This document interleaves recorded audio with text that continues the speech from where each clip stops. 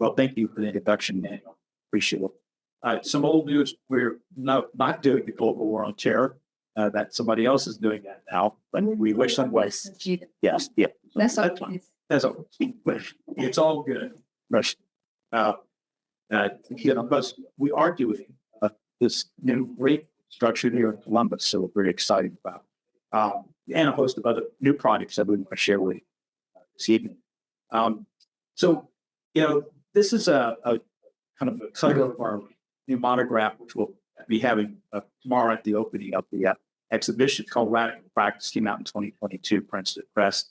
And, being from Arkansas, we get this question all the time. It's like, how can you have a radical practice if you're from Arkansas? And I constantly remind folks that we're not thinking of it in this sort of avant-garde or revolutionary way. We're using it in the sort of the 14th century medieval adjective. It came from the late Latin word radicalus, which essentially means root, or as in relating to or preceding root or roots. So it's a fidelity to our roots, to the fundamentals, that was really necessary for us to effect change or transformation in the places in which we work. And in Thoreau's words, heaven is under our feet as well as above our heads. So making those connections to place wherever we are is what really drives us. And this authentic focus on buildings and places, which today is kind of radical. But when we bring together disparate sort of forces and understandings, observations, or situation in place, we like to refer to them as abstract union. Now, see if I get this. Abstract unions for us are often found in a place of unholy, encompassing our approach, and it helps us address questions of practice versus theory, of engagement versus detachment from the world, and questions of space and form. And frankly, most of our work is in a place where detachment isn't an option. So even if we wanted it to be.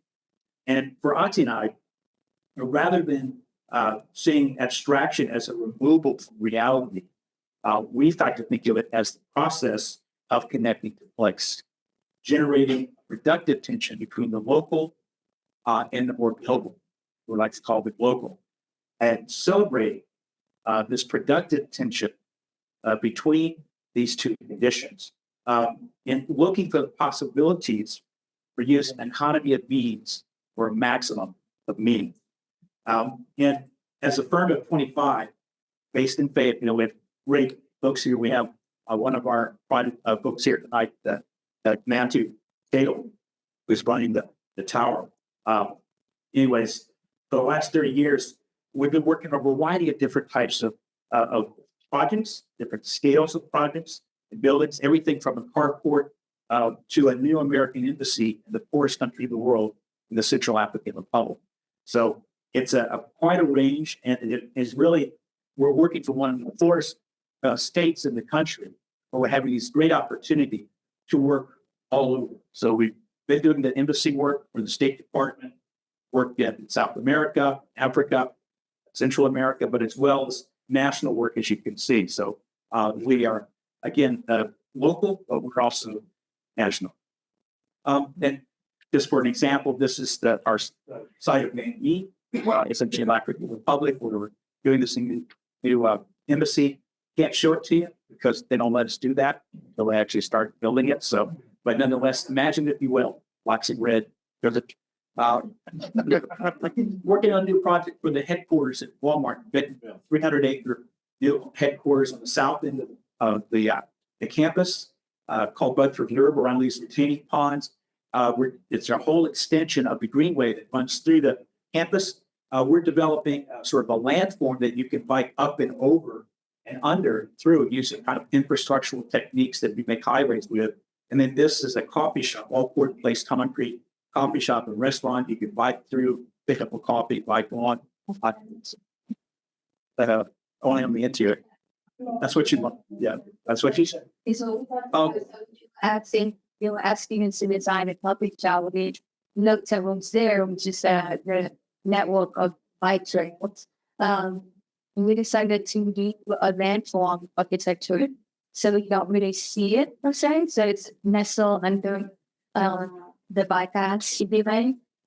There's a way to get through under and then kind of get the bike above also. So you could ride a bike down to the coffee shop and get that, and inside you feel like an outfit subkit using just radiation stuff.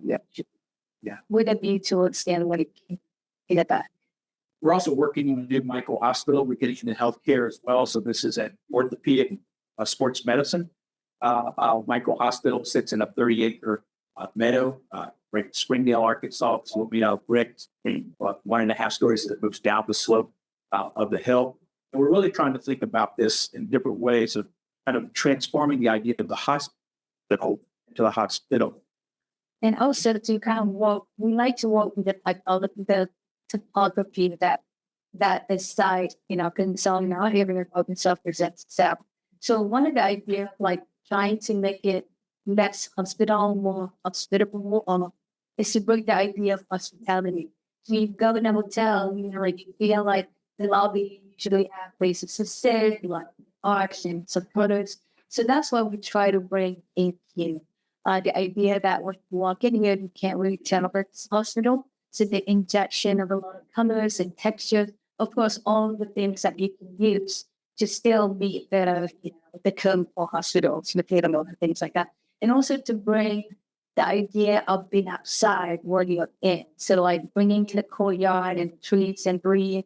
We all know that having light and views and particularly connection to nature, directly or indirectly by just viewing, that always brings a sense of health and well-being to that. So that's one of the big method of design that we did for this. And if I can add, we actually have patients that their recovery rooms are around the courtyards, and all of this idea about health and well-being, kids speeding up recovery. This is like a kind of a new thinking about how to do that. So, yeah, and we'll talk about this is our office. 8 years ago, we realized that we needed to move to a bigger place, and we decided that maybe it's time for us to find something. And then we found this in a middle of town, in the middle of Figment. And what do we do when you have no money, but you have more inspiration? So what we did was we look at this, and this is a rectangle building, and it already have all this opening. So we just make it with what we have, and we use the opening into almost like a essentially how we do windows. So proportioning the windows, like a window in the back there.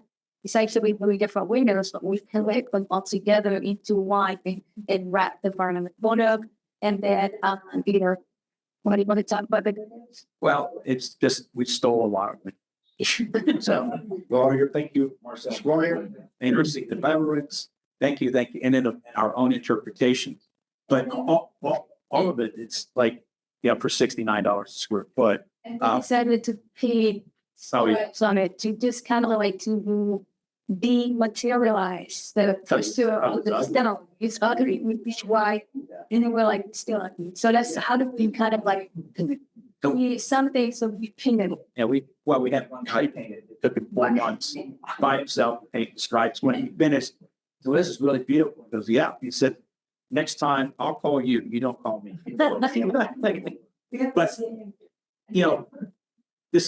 this is about how we connect to our place, how we kind of respond. And for us, place is the canvas and architecture is the medium. And it's shaped by the forces of nature and public life, very important to us, and in particular, local form. So we like to say we're an office that tries to do work in the place, of the place, for the place, and sometimes necessarily out of place. I think it's important to be a little bit out of places, otherwise you keep on.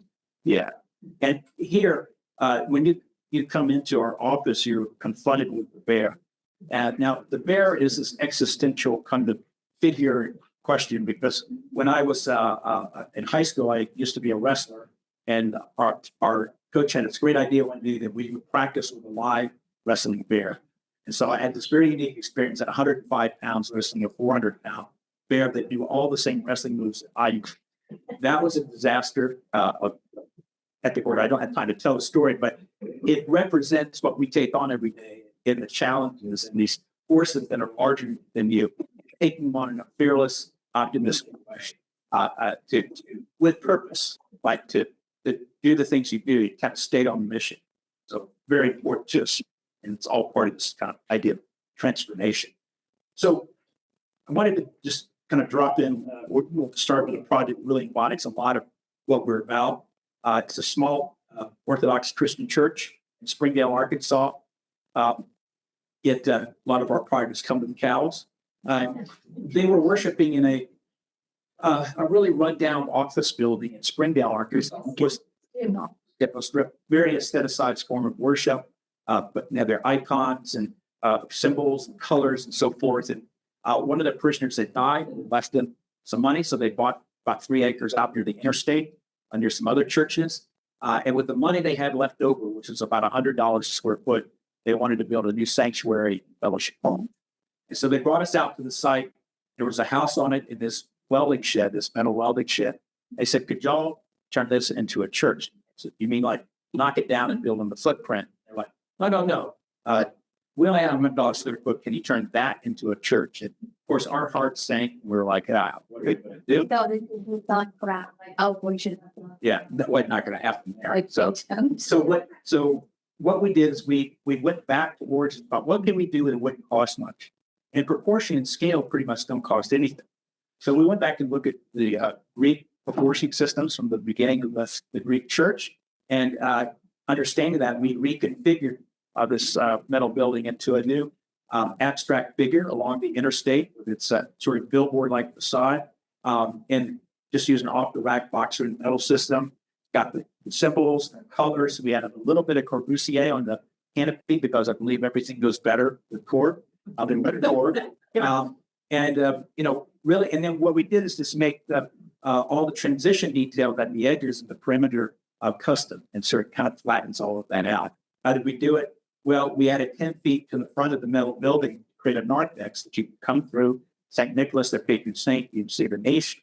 You come to the left and you get on axis east-west, or west-east, I should say, in the sanctuary, movable walls for overflow at certain times of the year into the fellowship hall. Very, very simple, straightforward. You step the metal building on the inside. And then cut a window in the existing building to let eastern light in the morning. Iconostasis made out of bar stock metal. And then they wanted a dome. They had to have a dome. If we couldn't put the dome on top of the building because it was a pre-engineered structure, it wouldn't fit. Yeah. So we put it in the plenum. But they couldn't afford the big fiberglass dome we expect, and the contractor couldn't figure out how he would build it and beat the crap that we would expect. So we were kind of stuck. We're in the middle of construction. And the contractor came up with an idea. He said, I have a friend of mine, retired metal worker, lives about 20 miles out in the mountains. I really loves beer. So for a couple of cases of beer, he'll give you this satellite. And so that's basically what we did. We took the satellite dish, skin coated it in plaster, jacked it up, scissor lift. Well, yeah, no, that's how we did it. So anyway, so we had this great phone call in 2013 from the Institute Honor Awards, AIA, to let us know that it's had won an Institute Honor Award. We're so very excited. And they said, we were really stunned by the budget on it. So we did some research, and we discovered that this is the least expensive building that will win an Institute Honor Award in the history of the program.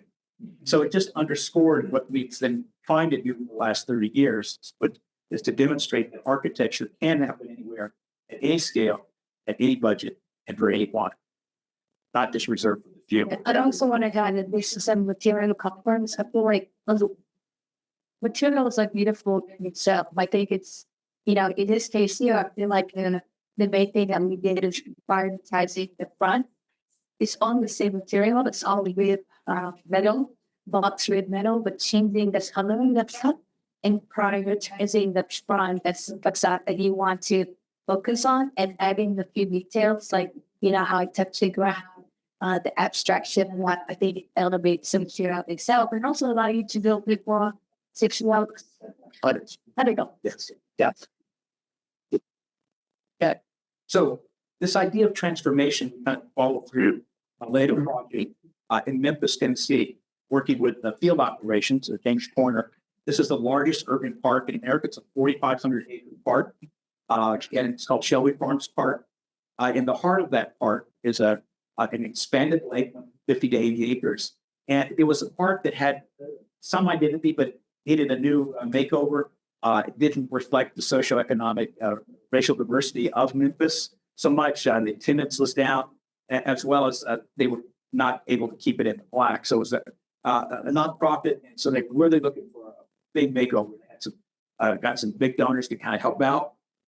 And it's located not on this side of Memphis, we cross the river, Arkansas, and into the heart of rock and roll and barbecue on that downtown Memphis area and Beale Street. So it's on the opposite side, on the east side.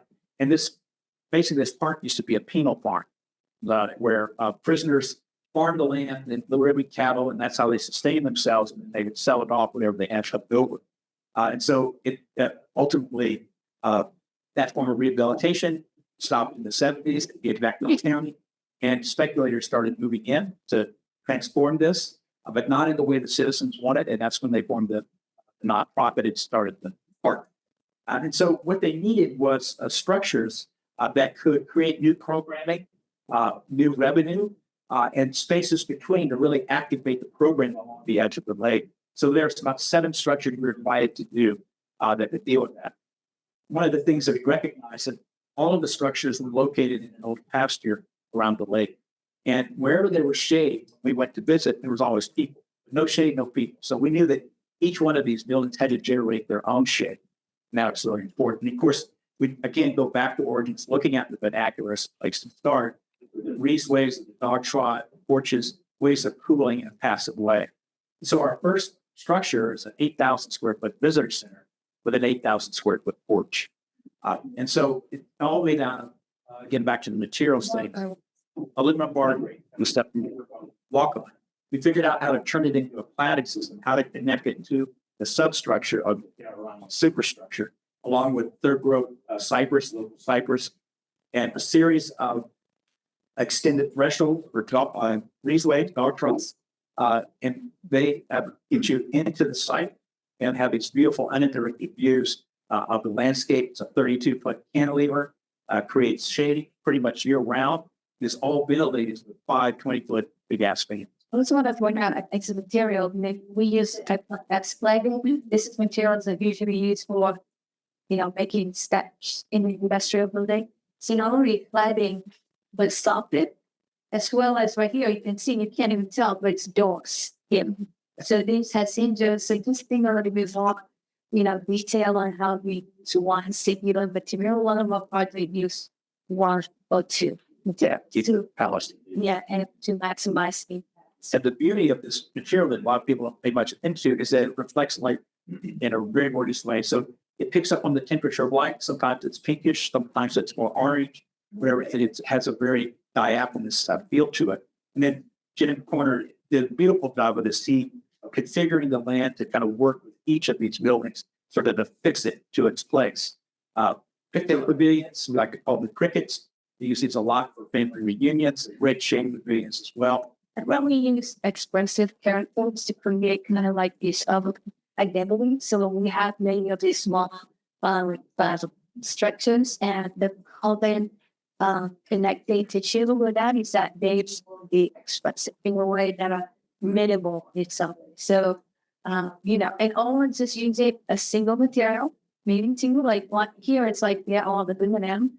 With the cladding, but like how we detail and how we embed within the structure is always about the research or the silhouette of the figure, so that the whole use of the material is about expressing the intended perception.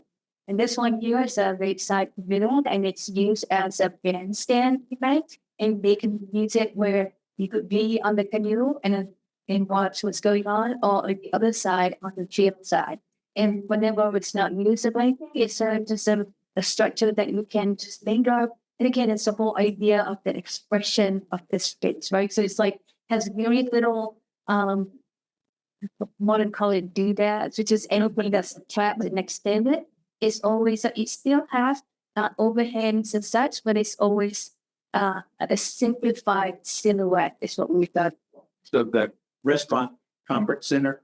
Is a big feature here, but for 500 is a big need in the community. It also has a great restaurant here. The big feature is 80-foot deep porch, where seats outside and inside, and a low slot 10-foot high fascia here that knocks down the western sun and sets up these beautiful views of evening views across the lake, sunset views, really. And, this has been open since 2016, and happy to report that their attendance is on well over 100% improvement. Racial diversity, the socioeconomic diversity has improved dramatically, something like over 60%. And it's been in the Black East pocket every year since it's been open. So it kind of underscores the possibility for design to strengthen an institution to help be a contributor to their transformation. So one of the things that we've been working on a lot, I indicated earlier, is trying to get into buildings that are dealing with health, dealing with programs of health. We just completed one, still doing the 4,000 item punch list. I think we're down like 350 now. So we're showing some photos of that, but it's on the campus, Crystal Bridges Art Museum in Bentonville, Arkansas. It's called the Heartland Whole Health Institute and Art Bridges, which is an institute really dedicated to whole health, life management, well-being, preventative health. What we have today is more of a sick care system than a healthcare system. And if you think about it, about 20% of your health outcome are determined by going to the doctor, surgeries, treatment, right? But the other 80% is really determined by social and lifestyle choices. And so this is trying to get rethink how we deal with healthcare. So it's located at the bottom of the page in the red around a ravine. This idea that this campus could be an intersection of art, nature, architecture, and health. There's now a 4-year medical college being built to be open in August, an accredited medical college that's part of this as well. And then a new parking garage that also has its own cross program, all in resonance with the existing. Yeah. So there's ravines here across the topography. These Ozark topography really help shape and kind of describes how these buildings begin to interface for the topography. And so we came up with a building that basically sort of wraps the ravine and creates these series of event spaces and clefts and cave-like spaces underneath. And then begins to gently flow and gesture. So you sort of slip through, it says an extended threshold with a filter onto the campus itself. We're going to get into the material a little bit by thinking about our existing topography, the Ozarks, our karst topography with hardwood forests. And so when I used to talk with Faye Jones about his own work, he would talk about it in terms of the cave and the forest. And in some ways, as a cave is something that begins to ground the building, it's an extension of the topography, and the forest that sits lightly upon it. And all observations from living there too, what happened, that is, you can't help really say that a cave and the forest speaking, it's part of what informed a lot of problems. But our cash crop in Northwest Arkansas is rocks. So we've got really thin soils. And so you can't grow much. So I've had a lot of chickens and beef and so forth. But something interesting happened next is people are you read Emerson's Self-Reliance, that describes the Ozarks in which people are very, very, I would say, hard scrabbles, resilient. So to make their buildings, they would just take the fieldstone they could pick out of the ground and they'd clean them up and they would make structures like these. We call it giraffe buildings. And a big mortar joint so you didn't have to make them too perfect to fit. And we were really inspired by this as a way, kind of taking the material culture of our place and using that as a way to kind of extend the topography up. And elevated that, like people can rate that and look at what elevated that the way it's been associated basically with cultures and outcomes. The other thing we're looking at is at the forest and the strided bark of the trees, which was an analog developing recently, vertical fins that help with solar control, energy safe in a passive way. And then we're beveling those fins to capture the light or shadow as the sun moves around. It's very dynamic. So this becomes the material palette. The forest with these pre-wetted grass bins, we're not using wood because of durability issues. You would get something to scale. But it is the analog of that. And then this new representation of the giraffe stone construction methodology here with rope joints that sit proud, used to cast shadows as well. A nice mixture of both rocks with iron spots in it, as well as the gray rock. So some comes from Oklahoma, some comes from Arkansas. Full scale mock-up, we always try to do. Want to kind of work out the details. And then again, letting these things sit together in a very kind of graceful way, a new kind of entry into the campus and entry into the building itself, the Institute. And there's a community room and your gesture towards, so you're walking on pathway journeys or biking on these pathways. And then up above are the offices for Whole Health and for Art Bridges. Art Bridges is a national institute too that is about taking art out of the archives and basements of museums, getting it into communities, and getting more, collaboration between museums and exchange of art. We don't want to glass on the office level, which is level 2 and level 3, but they unfortunately fix each step once, which necessitates us to have vertical fins in order to help mitigate that lighting glare. So, but we do want the vehicle, so we want control light, so that this whole fence is really a sustainable feature that we into the in order to be able to have that beautiful views. We have to not care all that. Something. But these are this is photos of the art side and the furniture and that sort of thing. But we wanted to just kind of share with some of these construction photos the beautiful craft of our stonemasons in the Ozarks, as well as the beautiful craft here of these pre-weathered grass bins and detail, and how they harmonize together. And one of the things when we run the project, we were told by the client they loved our ideas. They don't like boxes. We had designed a series of wood truss boxes.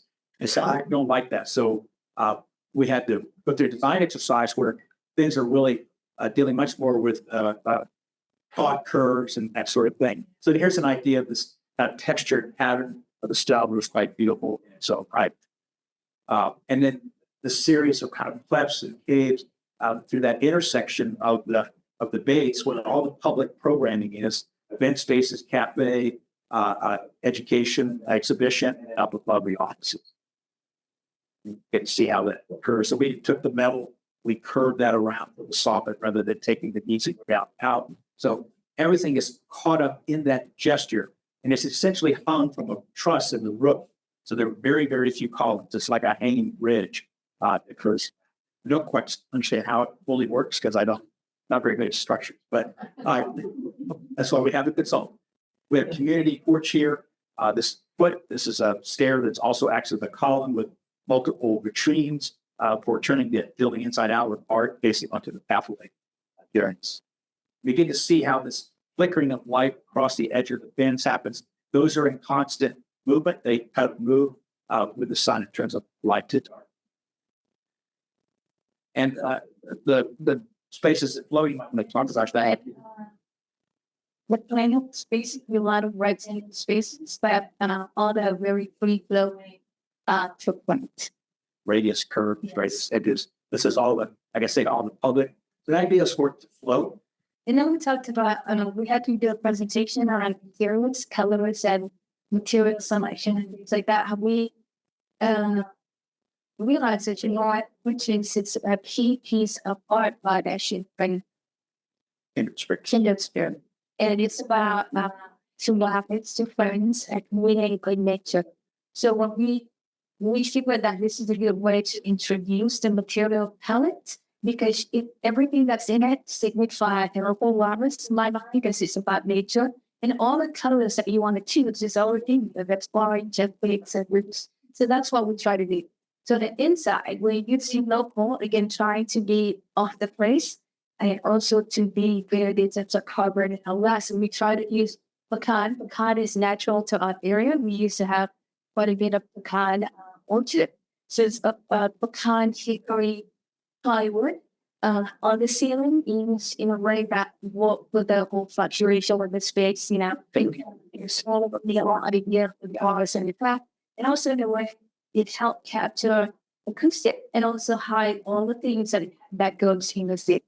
So we want to make it about that, right? About the forest feeling and our whole feeling of the energy forest. And then how you get up in the second floor. And also having to clad this wall that when you enter the lobby, use as felt, different colored felt that's embedded in acoustic inside.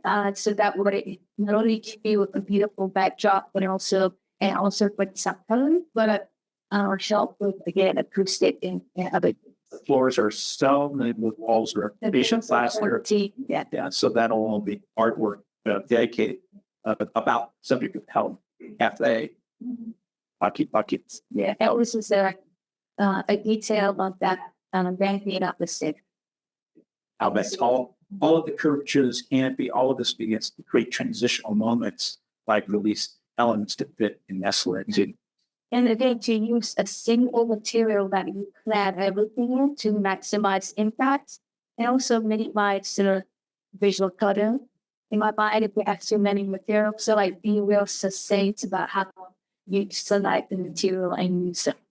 Again, this is the level of the office level. So again, we'll keep with the flow of the building where you use this sort of rounded shape for the offices so that they have, you're not going to try to put like rectangle and try to have like normal type of office inside. So you walk with the flow of the building and they want a lot of open office. So we embed them in between the spaces. This is like, it runs a couple of weeks ago. So we have this acoustic flats, that perform really well. You can't even hear everything that's going outside.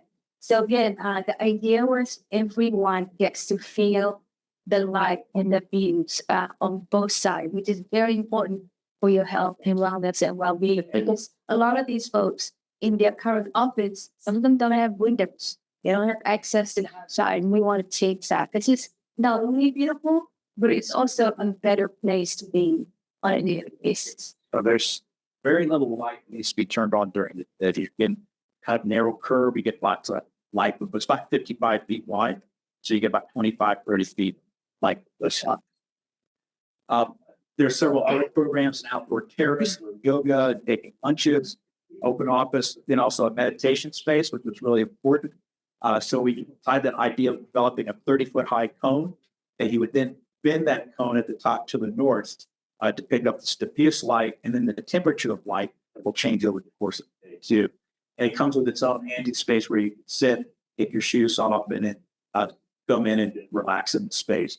The final part of the photograph is it's very tight colored, but we don't quite how to build it, but the contractor said you need to build it from the sky down. Because it kind of counterintuitive, but that made the most sense. And that we're wrapped it and then coated it in the plaster. And so you don't see the sky, you can see the illumination. It is another kind of a vertical cave that begins to touch the sky. Corporate, I want to talk about corporate thinking about material. This is all wool. Again, renewable, it's kind of a very healthy material. If you see those dots in there, there's a white sheet, black sheet, brown sheet. So there's really no color to it, just different woolen that we used to create the pattern. Marlon thought it was part of the travertine. You couldn't tell, but it was, we changed from going from the travertine floor into a carpet floor that had similar pattern. It's a healthy material. So that sort of pretty much kind of wraps this up in a way, and it's a kind of new, robust figure, but also something that I think really talks about that intersection of art, nature, architecture, and health, and how those things, the synthetic way, can create a greater sense of well-being and health-being. And part of the radical practice aspect of it is like you feel like how a building engaged with the ground and the sky. So it's like you're not settling and you think that it started from the ground and it kind of goes up. It's actually has 3 floors, just like everything else, but the perception of that engagement with the ground is very important. And then we talk about this parking that. So what we built that building across the street, we displaced parking. There must be about 400 parking, and they realized they need about 800. So they asked us to, as part of the building commission, to also build a parking deck for residents. So when we were given the commission, we were like, so you want 850 parking, right? This is a parking deck. And they were like, yes.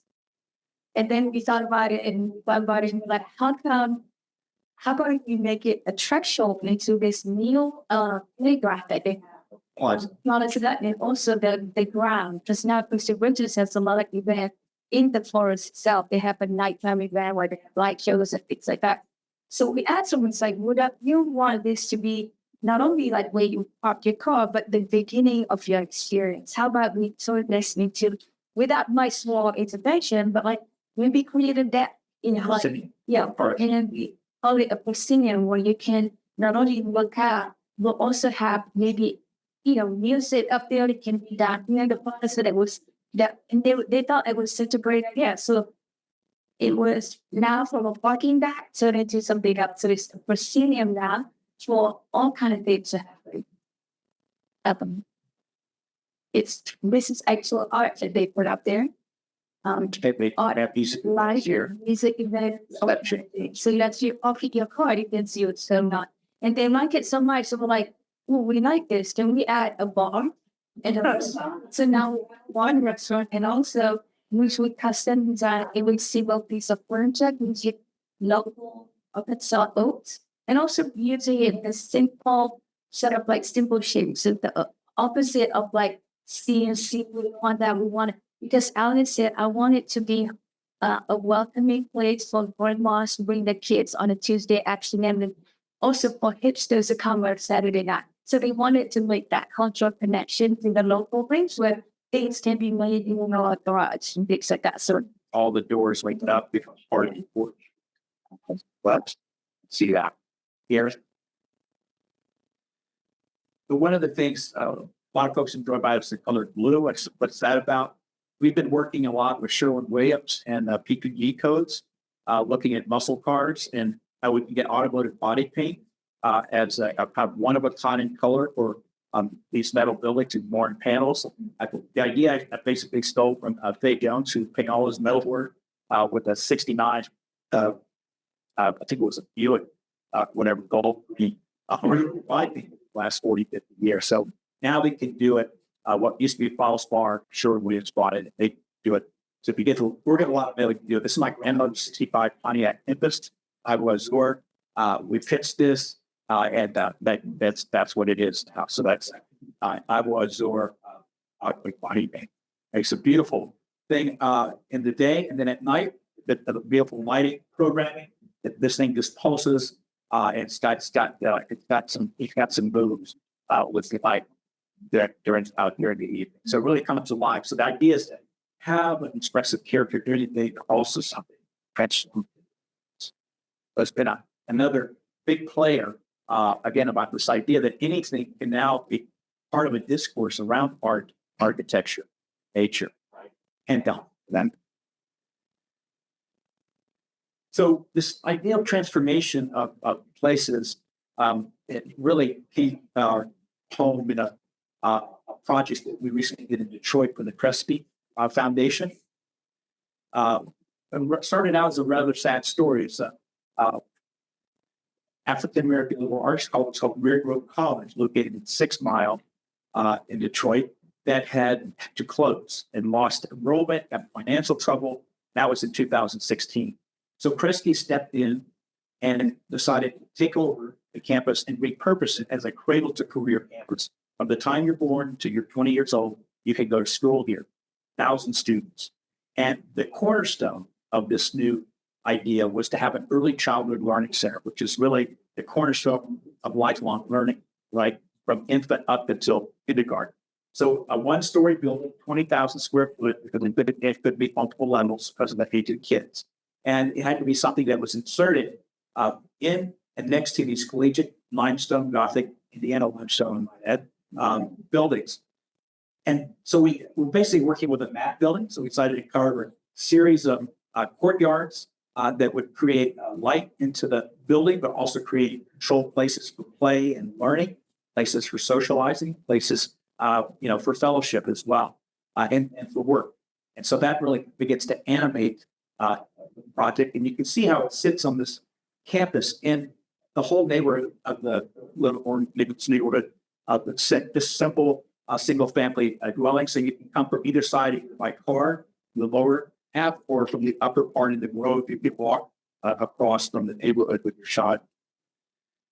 And one of the things that was very important that to the community that we got community engagement is the desire to resonate with the existing buildings, but not to have monochromatic building. No all stone, no all brick, no all metal, no all copper, none of that. So to speak of the new technology that that material can be used, back then in some ways the band, right? What are the ways that we can still build material in this case it's terracotta is a range system and how we could manipulate that to be to the advantage of the architecture.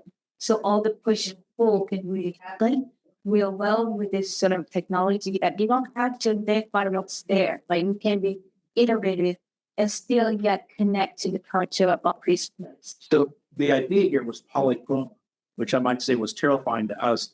Take the color out of the building and stick it on the outside. And it's like, you can see how I'm dressed in my black is, but so we thought of this as a coat of many colors, almost a patchwork, a quilt-like envelope.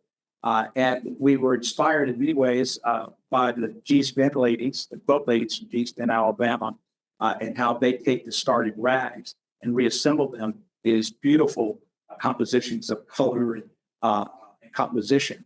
And so that was an underlying inspiration and really came together quite well with a base that kind of resonates with the existing, but these accent colors begin to create this idea of polychrome. And then we use the windows as spatial propositions to capture light inside, above, the front, really animate that side.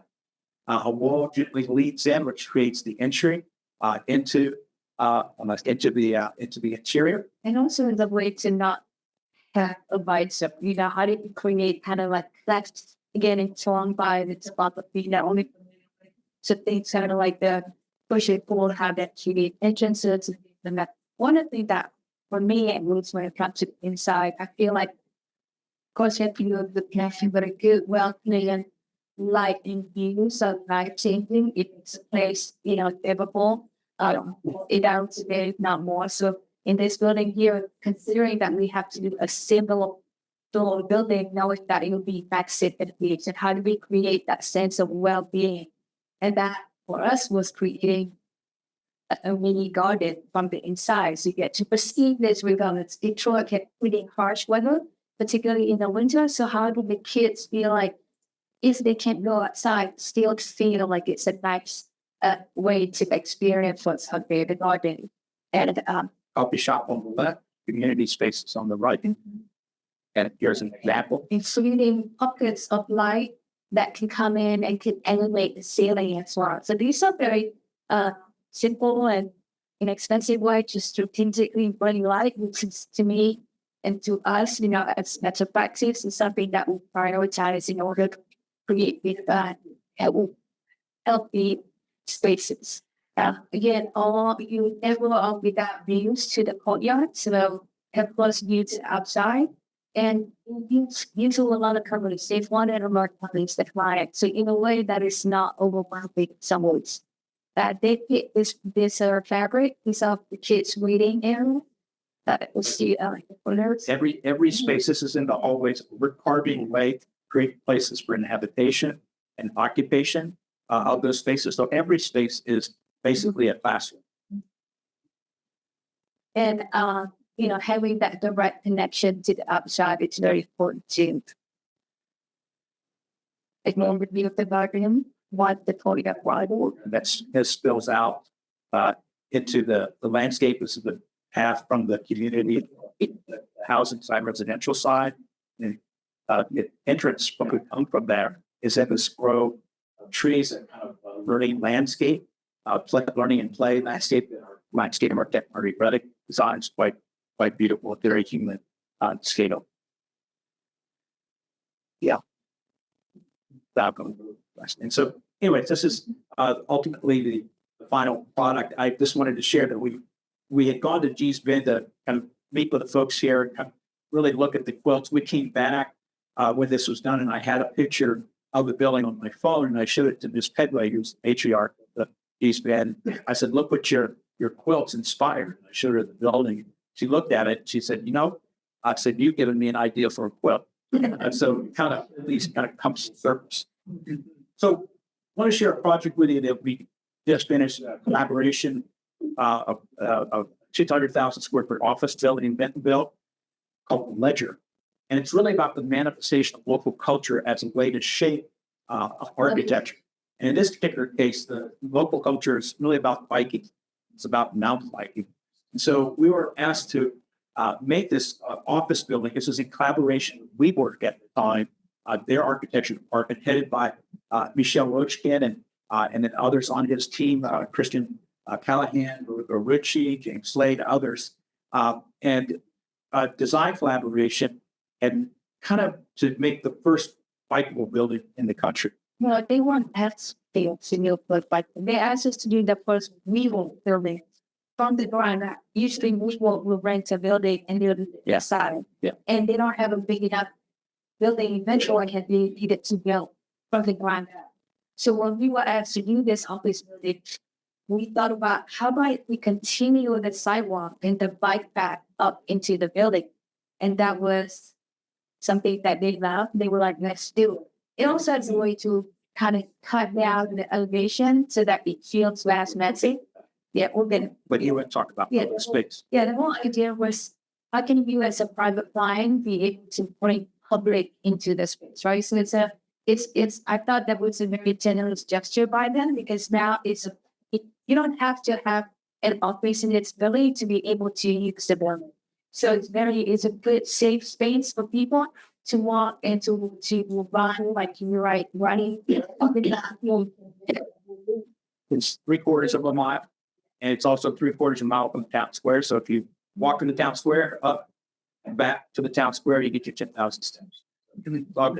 But one of the things that part of the story was we were imploded in the middle of the project, as you're probably all aware of. And so the whole architecture department, so Michelle had his own firm already next to the city. Christian and Ruka formed their own firm. So the three of us all dedicated ourselves to finish this project and get it executed in the middle of COVID. So it was a big challenge, but a really good success. And series of terraces up and along the way in several areas. So this kind of clefts again, a parking garage with big public art, that local bass. Single material, all couple, and up in bass. Yep, very subordinate. What Ati was talking about, the kind of the zigzag creates a stair step. It's an interesting space on the inside, but it also really scales the 6-story building away from the street. So when you're on the ground level, it feels like a 1-story or 2-story building. The second or into the. We also wanted to make sure that we see it from the inside. We can see the people biking, see what's inside as well. Yeah. So it's like it's not disconnected from the bike path from the inside and vice versa. Very animated interface between public. And it's been a really good success in the town. We didn't know people actually use it. They use it all the time. They have the first Friday, and there's hundreds of people up there. They have all kinds of events that are now taking place, not so much in the building, but on the building. Of course, there is a whole ecology of co-working spaces on the inside, but it's a wonderful demonstration of what a public-private partnership can produce. And then comes this lantern and it given that. So there's this project we've been working on for about a year that we're really excited about. And I want to share with you a little bit about it. You might have seen some clips, what you thought of it, but we wanted to share with you how we got there a little bit too. It's the Columbus Aircraft Control Tower. I don't know, Brian is here. Hey, Brian. All right, there you are. Okay, good to see Brian is here up that airport. But this was a really great project for us, and I felt like in many ways when we came to interview, we were already familiar with Columbus. They've come to Columbus a lot. We first year at Arkansas for 10 years straight, the first time our students would ever see architecture was a field trip to Columbus, Indiana. And that was a big thing. And we'd like to think of ourselves as the Athens of the Ozarks. We discovered you guys, I think, of the Athens of the Prairie out here. So we already, we have some kinship, being, in the middle of nowhere, but close to everyone. So, and you have a lot of icons here and gateways, that sort of thing that really punctuate and help articulate usage. Here you go. And so these gateways to the city, we were really kind of cognizant of First Christian and other sort of vertical elements in the city. We thought, well, this is an opportunity to the north, the airport, as well, to have an iconic figure feature against the sky as well, to kind of take place and resonate with this other order that happens when you get above the tree line. And this is just, anybody, you can see it as it's understood from the ground, but also it's served from the sky. You're really a city of towers. You have way more than most folks do in a small town. And of course, you're an architectural mecca. We all know that. And that was another thing I told Brian, you had us at Columbus. We were so excited because there's such a great legacy here of architecture and things to learn from, and the opportunity to help contribute to that, which is something you could not resist. And so this city of towers, a little drawing, and out on the end there was at the time the 114-foot out tower, what its role could be in the midst of these other figures in the city. So the airport, I think, is really unique here from a lot of airports you see in a mid-sized city. It's an evolving community asset. It's a role that's much greater than the airport itself. And I think that comes from vision that Brian and his team have brought, and other players here. It makes a great economic contribution to Columbus. A lot of things are being generated here in terms of businesses, schools, and so forth. And it's a great place to, got some great storage here, which you know that better than we do. But all of this was sort of kind of informing how we were thinking about how we would approach this project. We were fortunate enough to get it. And what's beautiful about this too is that there are all these different programs that are happening connected to the airport, but the Renaissance Fair, the 4th of July, nature spaces, all of these different things create the vitality in this new sector of really a vigorous sort of community up to the north. And so Ivy Tech, IPU, and all of these folks beginning to gather around the center. So another great opportunity. And design, of course, an air traffic control tower. INK is probably what you think of most, but his imprint on this really an exercise in form and figure and just pragmatics in terms of how you actually make it work. The function of it is absolutely critical.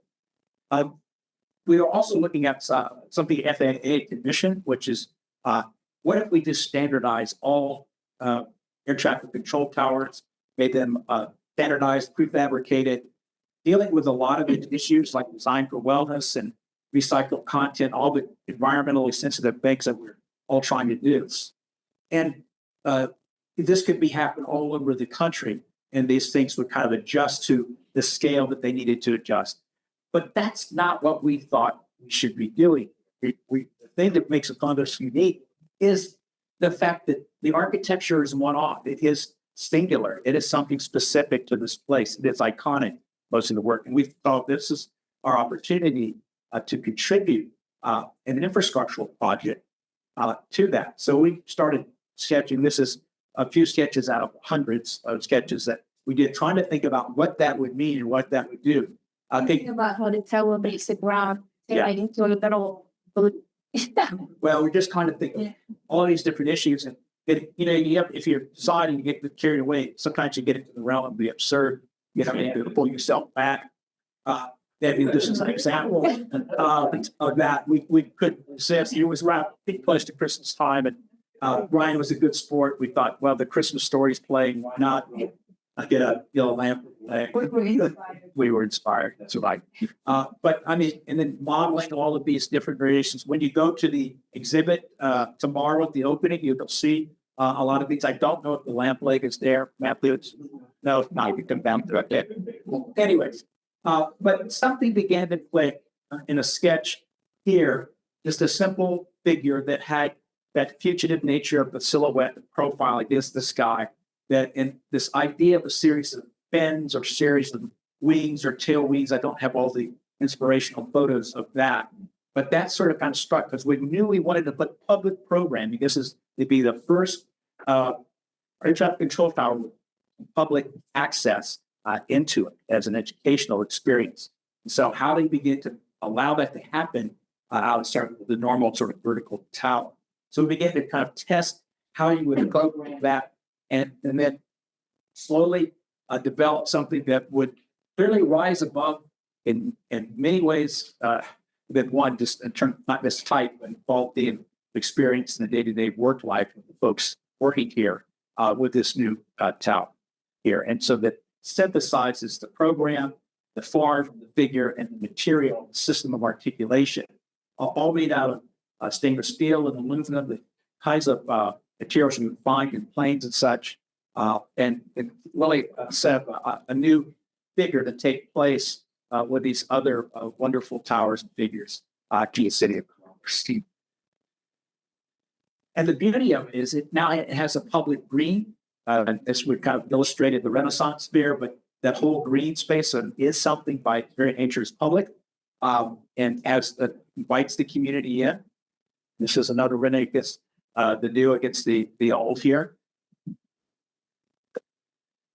And we're currently working with Zahner Metal work to figure out how to standardize the construction and actually prefabricate it in shop and then bring out the site and snap it into place. So see all the different parts and the fins that are happening, the section, and then where it gets wider in the middle is where that more that public access and programming can happen. We won't go up into the cab, but you can at least get there. And then you get a sense of this as you move around it, glass in between where we need it, in between the fins. Creates a lot of nice light, baffled lighting there. And just kind of show the break room, recent room. You can imagine students coming out, but having this beautiful window to look out over the airport. Plans Lancer simulating in some ways what it's like to be an air traffic control in this particular space. You begin to see the different the way in which the outside begins to shape the inside, light from above the side. Really, I think powerful and interesting spaces and interiors are. And we're getting close to finishing up the working drawings and then getting it out there into the bid market and hopefully start construction. Very exciting project. We want to thank y'all for the opportunity and the privilege to be able to work on this project. It's been a delight working with Brian's team, working with Sid. So, a couple projects when we're done. We're talking as fast as we can do from the south. One of the things that we kind of alluded to, Ati has, is this idea that taking the ordinary material-wise, it doesn't matter what material it is, right? If it's good, it can be, if it's a good idea, it can be realized at multiple price points through multiple types of materials. It doesn't have to be, we think we've demonstrated that. When you say we're doing, we had series consequences. Yeah. And so we Yeah, well, it's just a simple quantity. So we met a developer from Detroit who has been developing urban quantity development. And typically you say quantity hut, it's out in the middle of nowhere, and agriculture, it's bigger. It's, by itself, light industrial. What we were asked to do is develop a mixed use development of housing, of offices, restaurant, an ice cream shop, a book shop, and a public plaza. what we did for several students concept, so we're gonna use this class so that even the other structure on it's a big turn. The term is if it is sitting on the ground, it's sitting on the base of a concrete block, and that's where you have them use progress on this by the concrete. Our inspiration comes from this little museum we may know about in Fort Worth, that from seriality. And obviously in Kimball, we thought, wow, there's a way we could take something that's very noble and we give Noble our own thing. Only to discover that he had been looking at the stockyards in Fort Worth, and he was where he see him. So he already beat us to it. But nonetheless, by flipping it over, we were able to, of course, these are the stressful here from the day and a half sitting on the concrete bases. But then we flipped the one story on the side to make the structure into cladding, similar to single category dicorrugations. And that gave us opportunities to develop eccentricities and certain ways to develop windows and doors and openings in this horizontal system. This is a window on the street directly into the kitchen. You can see they're making food in the restaurant, public plaza with recycled stone and pond cypress and cypress that dearly barred the dirt. She uses them like jazz notes rather than like walls or edges.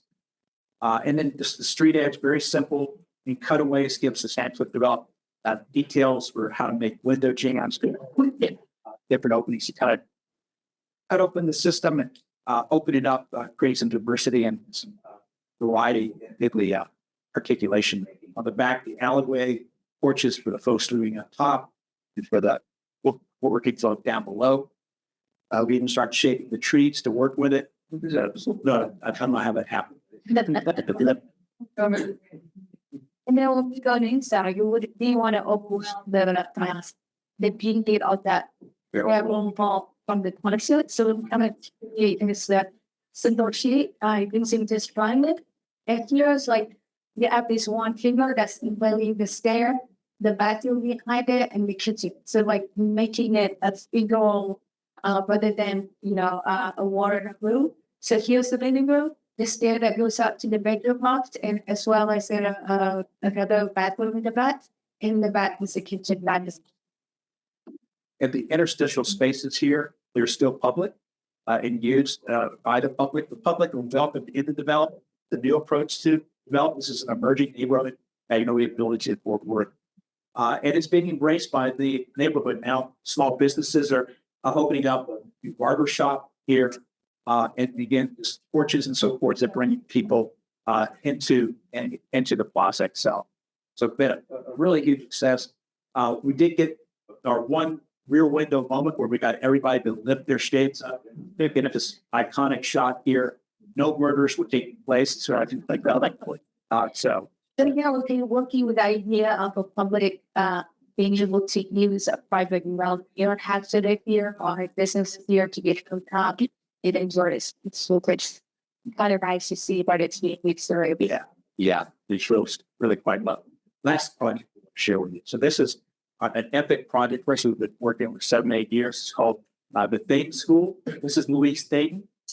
She is a pioneer in aviation. She was a contemporary of Amelia Earhart. They flew together, and she also set several records in the Big X cross-country air race. That being not only the women, but also the men. They tried to keep her out of the race. They entered anyway and won, or at least she did. And so she grew up in Bentonville, Arkansas, and she was the muse for this new school, a maker school. It's a 6th through 12th grade, has an index tuition, which means that anybody can go. Your tuition is based on what your family makes. So some people pay $500 a year, some pay $25,000. And so the other aspect of it, this is a campus in town with no fences around it, anything. It's open to the community. So its campus is accessible. It's got 3 signature programs: Wheels, Meals, and Fields. They work together. Every student gets a bike. They learn how to work on bikes, fabricate bikes, biking culture. Reels, they learn how to tell stories using animation and film. In Meals, they have productive points. Grow food, harvest food, and produce food, teaching kitchens, and those sorts. So all of that working together in a collateral way to make a very holistic educational experience. It used to be the fairgrounds, about 30 acres, near about 8 blocks of the town square. We weren't looking at Flot City. We were looking at chicken houses, barn groupings, barns, as a way to think about how to master plan this campus. Yeah, we're looking at. And then we kind of So this is a collaboration with Andrew Pogon, SQ2, and Ripple. They did the home building. We did the other 4 buildings. But the idea was to think of the campus as one big classroom kids can learn from. There's no canopies or anything. You walk across the campus. Indigenous plantings, terrain, water management. They have a water lab here, community geothermal host of things that all contribute to the learning environment. And the area outside of the building is just as if on the actual for them that the buildings. Yeah, and a simple palette of materials, a boxwood metal, as well as plywood ceilings, and then FRC panels where we need it. Keeping it still simple, one material, and which was secondary material and some concrete panel. So we're using a pitch and roll on the roof, the way you guide a plane, to create sectional variance difference. The inside, rather than the school with all the rooms systematic and the same. Every room, every classroom is different. And then folding the roofs the way you did it allows you to get natural light into the middle of the school as well, which is quite nice. One of the things back to the Sherwin-Williams, the PPG code, this one we started with the 67 Shelby GT Cobra, and we found a relationship between the green gold and the Arkansas Osage prairie grasses. So, and lots of metal flake, we developed our own custom color system here that's very nice, very unique, and works really quite well in the landscape that makes up the campus. Cutting across these inflected linear buildings are a series of breezeways. And which is so important to us because, the area in between is used a lot. In fact, one of the students comment is like, they really love it. This is the area that they're allowed to be themselves. They can talk loud, whatever. And also when they would dash across airports, it's raining. So it become a very important space for them. And we added skylight also, in order to give it, they create more light and just get light at the over dark because it's wide. And it's an outdoor classroom, essentially. Yes. They do like do lessons in. And going inside, again, there's major materials, of course, concrete, using inexpensive plywood, and don't care that they don't match, because we just want to showcase material, and it doesn't have to be an expensive material. In fact, the beauty of it has a lot to do with the fact that it's not perfect. But how can we use them in a systemized thing that create beauty outside of the materialities? So I don't believe that we have to use expensive form, but be clear about how we want these. So I think we decided as a client also that wood is very important to bring in, but not when they have to maintain it. So putting it up in the ceiling was the way to kind of breathe of one without maintaining it without. You tend to pick up the wheels still. This is where all the bike shop is, robotics, the different project labs, that sort of thing. It has its own porch up to the west, it blocks the sun, but also is a place to take your bikes out. Productive landscapes to the south, where they grow the food. They learn how to do that. Teaching kitchens are in the home building. And the interior is similar, plywood within these project labs in the hallway, in collaboration spaces, whatever they produce is exhibited in these trains, and then also make up the columns and lights space. Yeah, every building has functions. So this is the bike lab, and they can open the garage door and service your bike. You can come on Saturday at your bike service by the kids, and using an extended metal material that we use shoved off. In this case, it's colored, it's painted to match the really expanded out. We're cheap. So we're also doing a performance building here. This was a pretty unique building with a 300-foot long loggia. The actual what's on the corner is a public space that people can access in this urban edge. So the idea is we're not really in an urban condition, we're in an urban pastoral condition, so we have to put the building on the corner of the thing. We wanted to put landscape in the corner because landscape here in this campus is just as important teaching tool than the building itself. So it's fitting that. But not to be outdone, rather than the Shelby GT Cobra, using the 71, a gold green Camaro here to develop the color palette for this particular envelope. The stage is at ground level, so in the wood shop they make the sets. They roll them across just right across the campus on the wheels, and in here the rake of the auditorium.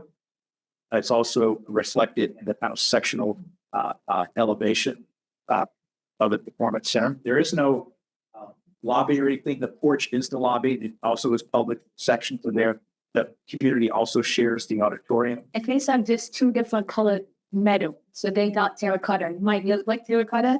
And we put a system that you can call out in the elevation. So like A, B, B, A, C. You know, if you wonder how you can put that on the wall. On the inside, again, we've never really used blue. We have no blue in this campus, even though blue is the campus color. We use it in upholstery and stuff like that. But here's the opportunity to use the blue in a way that is impactful. We have no lobby per se because of budget. To come into the space that has its secondary the remainder inside, and the performance, if any, is all in local. It's all white, Right.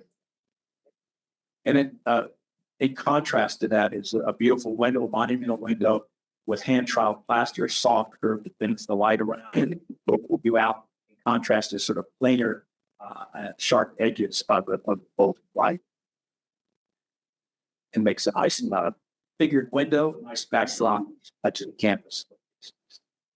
So the last building I want to share with you is the barn, the bike barn. They're called the barn stormers because Louis State used to learn to fly by flying 3 owls. And so their owl is their mascot. And anyways, they wanted a gym, a bike barn. They wanted it built like an old Ozark barn. So this was our interpretation of that. I told Blake Marsh, the head mascot, been working this about 30 years. So our idea was to build a barn that was off the grid, so it was naturally ventilated, raised with skin. It's ventilated dormers. It's located along the soccer field and also adjacent to a bike pump track here with these ventilating dormers. Every other one will pop, spoken to create chimney effect. All the doors moved, the barn doors moved to actually get ventilation through as well. And it's all wood, just painted red barn wood and carved away for the porch. Talking about material, here we use only 2x. Well, 2x, 2x4, 2x6, 2x12, and then in between there's the trusses. We use metal plate in order to have it get that together to be able, But my punchline is we were, mass timbers. We were one of the leaders of mass timber arts. We have the money for that. So I told the dean, couldn't use mass timber. We're using a mass of timber.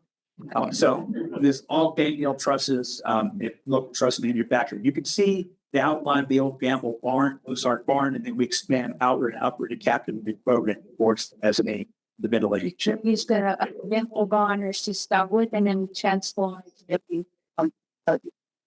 So, and then we can also to use, in repetition this word. So you will see a metal and like in the rail, for example, there's no metal rail, there's no cable, just using 2x and cup and half in order to create this. Maybe flip them around, back screw them, so there's no waste.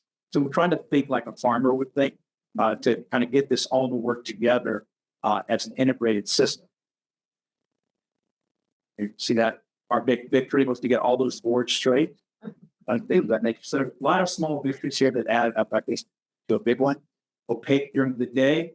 Our lighting designer worked with us so that as the sun sets, the light slowly come on, becomes more translucent. And then as it sets over the horizon, it becomes transparent, a type of beacon for the campus and a great lantern for the community. And I'll leave you this to your wealthy quotes. Perhaps it's the sense of place that gives us the belief that passionate things in some sense. Thank you very much.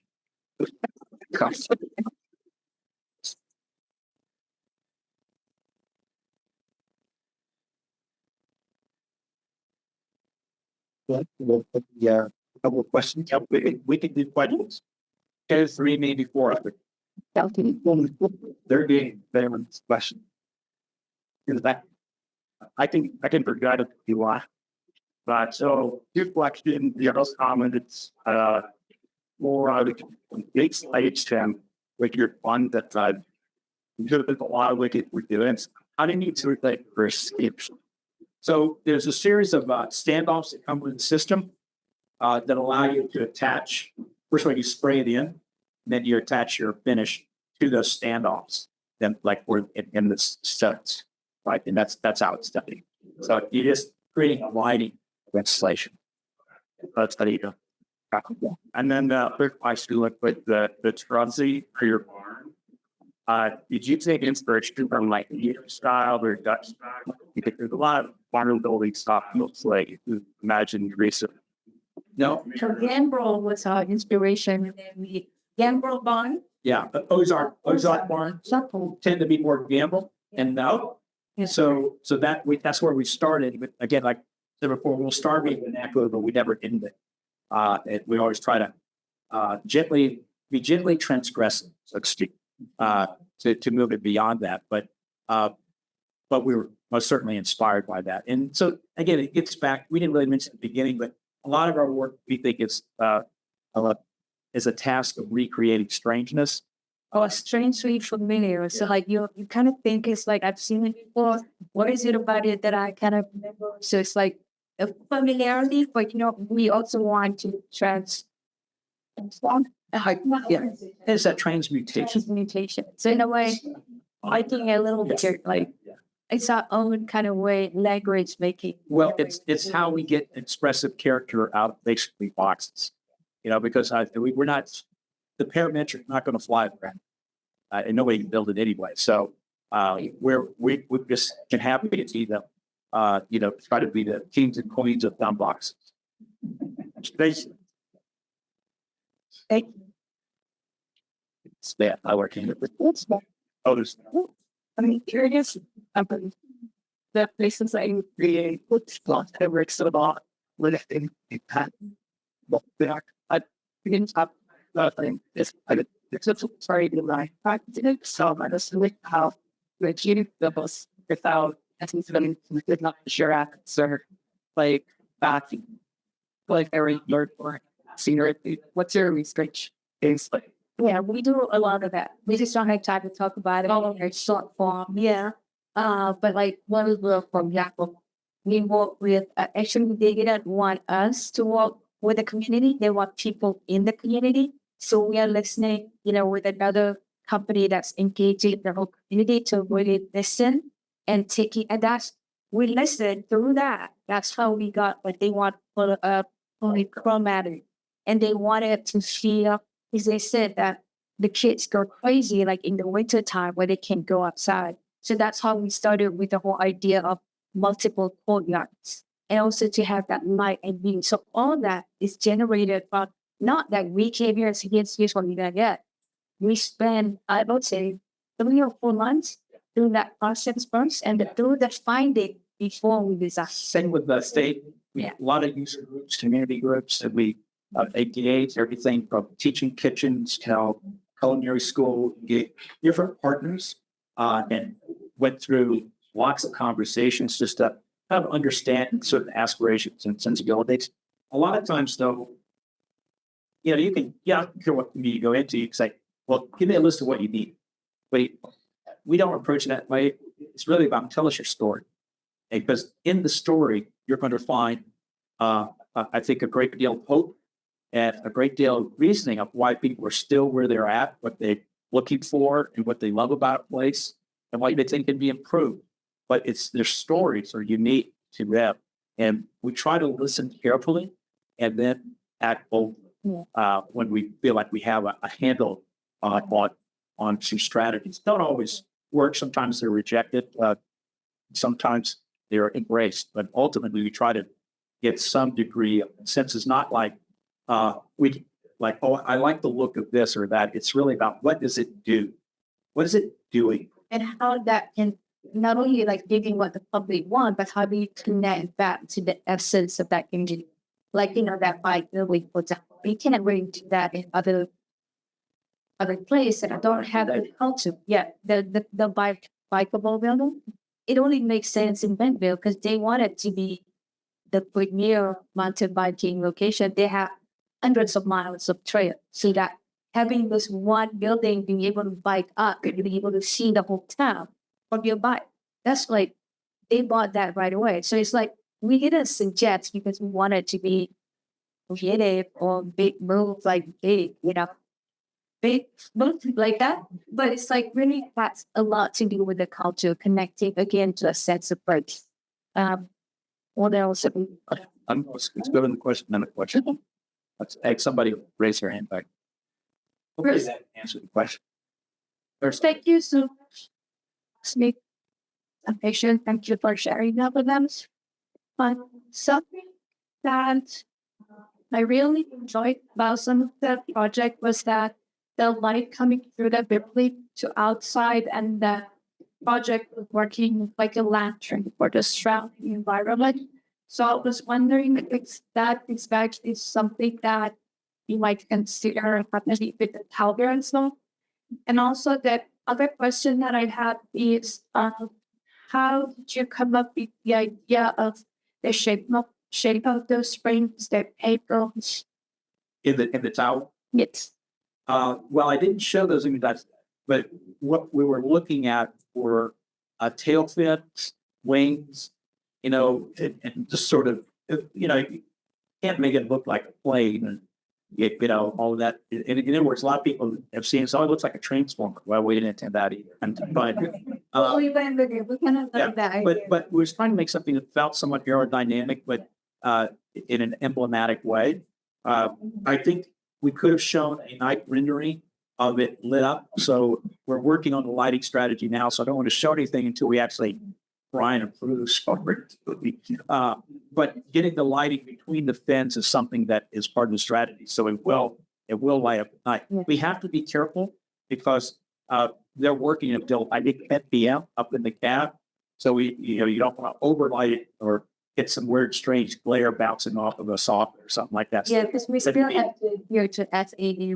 Yeah. So there's a lot of things that you can do creatively, but also as long as you don't, cut into what you need to do at this. I would love to see the tower pulse once in a while. It's a better thing they had. But the whole curvature, if you see the sketches, initially we were drawing it with sharp angle. Yeah. And then the whole way you look at plane, for example, for aerodynamic aspect, you have to have that curve, soft curve. So we try to bring that in the expression of the tower on the outside, but also inside. So we try to kind of curve corners and things like that when you're inside, just to kind of give that. It's a question of something being felt as much as it is understood. So it isn't just a visual thing, but trying to begin to develop these spaces where you feel it as well. There isn't just a dichotomy between outside and inside. And also, if you look at a lot of our projects, we try to look around us, it's appropriate to look at it, where we live, and you look at Dayton School and start with the chicken houses because of the land and how, but that's not how we end, right? You take that and you start bending out of necessity in order to get light and views and not attaching things. So how do you break the volume in order to maybe shape angle? For a lot of time, it's by working sustainably, to make sure that you're not catching the light on the west side. So you kind of got angled a little bit. So then breaking that and using that break in the ceiling also in order to get a story at night and things like that. So the whole idea of connecting to place, play in so many ways is either connecting to the color that you find, connecting to the bond shape that you find locally, or connecting to The culture. inspiration or actual culture or colors. Just a lot of things like that. Subliminally kind of messaging that it is on the place, regardless of where the place we're practicing in. We can't show Central Africa Republic American Embassy that we're doing, but we felt like it connects really well to the red dirt that we have to deal with. There's no paved road there. How do we deal with that when it rains and gets and so things like that?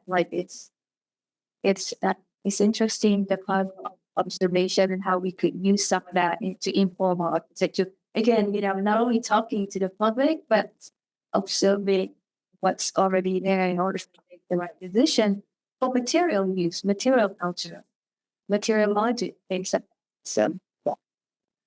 Thank you. Yes. Yes. When I saw your building that was the bike building, I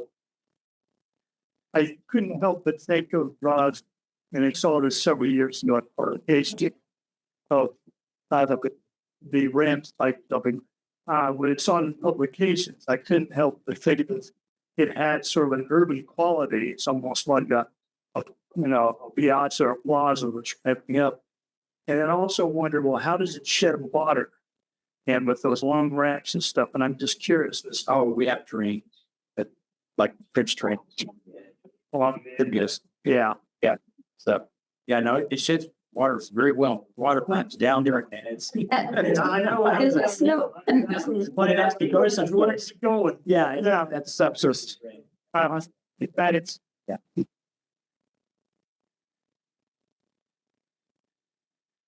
That's one more there. That's small question. So I was noticing with the school in Detroit, the buildings around them are very like notional and limestone, but kind of stuck on the landscape, and yours very much like blends the landscape. I was just wondering how you start with an approach that blends something new and something cohesive with the landscape itself with something that's contrasts so much. Like how do you approach that initially, I guess? Well, we do a lot of research. You get to the point where and it just comes out, right? You're synthesizing a lot. There's a lot that's going on in your head, and you have big soft pencils that start iterating, working through it, trying to capture something of place. This back to Eudor's book, the sort of enduring aspects of the place.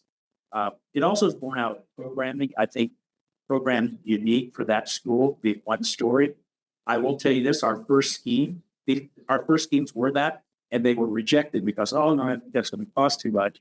So we had to do a flat roof with a series of beacons popping out, which we did beautifully and made a nice building. And then we were told that, we don't think you hit it out of the ballpark. We think it should be better. I said, I had something at the beginning.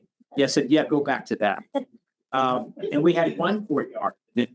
The head of the foundation of the Kresge, he was like, I think it would be better if we had 2 or 3, because then courtyards could lead you around through the building. And I said, and then the CFO came out and said, but that'll cost a lot of money.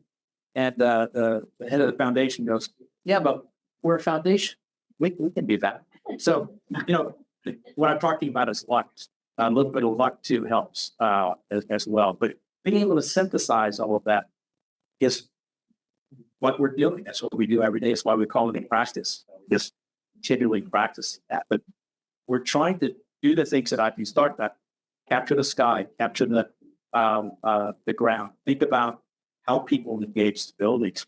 What's that sequence through it? And so all of that, and then at the same time, resonate with what's already been, right? And that's where, at the insistence, we did 150 different palettes, color palettes, 150 of the terracotta.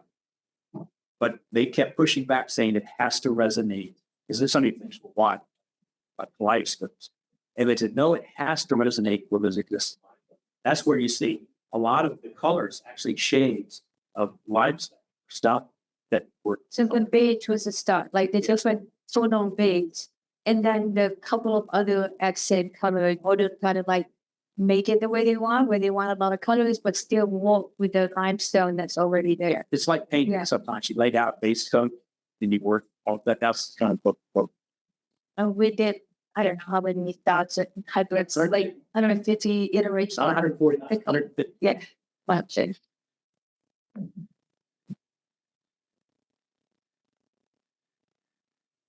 That's good. Thank y'all for sticking around. Appreciate it. Thank you.